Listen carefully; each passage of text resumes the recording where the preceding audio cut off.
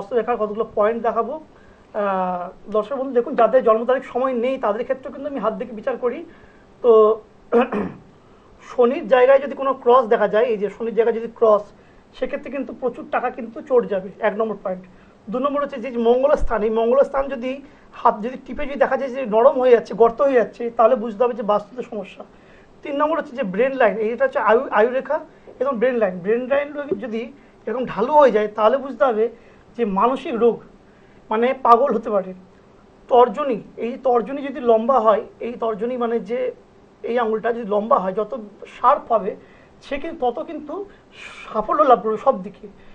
আর এই যে guard line আছে, এই গার্ড লাইন যদি, এই যে গার্ড লাইন দেখুন, এই গার্ড লাইনটা যদি মানে মোটামুটি কিছুটা গিয়ে কেটে যায়, মানে ধরুন এই যাত্রা এসে যদি কেটে যায়, এই অর্ধেকটা এসে যদি আর যদি না থাকে, তাহলে বুঝতে হবে যে মধ্য বয়সে কোনো বদনাম আসবে এবং সেই বদনাম থেকে চূড়ান্ত তার মান সম্মান হানি, চূড়ান্ত মান সম্মান হানি, এই গাইডলাইন যদি অর্ধেকটা এসে যদি কেটে যায়। তো আমি এটাই বলবো যে যাদের জন্ম তারিখ সময় আছে তাদেরও হাত দেখি, যাদের জন্ম তারিখ সময় নেই তাদেরও হাত দেখি।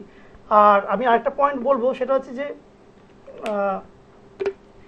বিবাহর ক্ষেত্রে কিন্তু অনেকগুলো জায়গা থাকে যেগুলো আমরা বিচার করে ইয়ে করে দেখি, সেখান থেকে একটা দুটোই পয়েন্ট বলছি। যে দেখুন, বিবাহটা কেমন হবে, খারাপ না ভালো, সেগুলো ছকের আমি জায়গা দেখেই বলে দিচ্ছি। সেটা হচ্ছে যে যে ভিন্ন জাত বা ভিন্ন ধর্মে বিয়ে কখন করবে, যে রাশিচক্রের নবমে কেতু, রাশিচক্রের নবমে কেতু বা ধনুতে যদি রাহু থাকে, সেক্ষেত্রে কিন্তু খারাপ কিন্তু সম্পর্ক বা খারাপ ভিন্ন ধর্ম বা ভিন্ন জাতির জায়গায় কিন্তু বিয়ে হওয়া, এবং প্রতারক ছেলের পাল্লায় পড়া, অর্থাৎ মানে যে ছেলেটির সাথে সম্পর্ক জড়াচ্ছে সেই ছেলেটি প্রতারণা করবে বা বিয়ের পর ঠকবাজি করবে।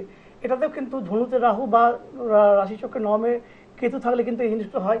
আরও কিছু পয়েন্ট আছে, আজকে তো সময় বেশি থাকবে না।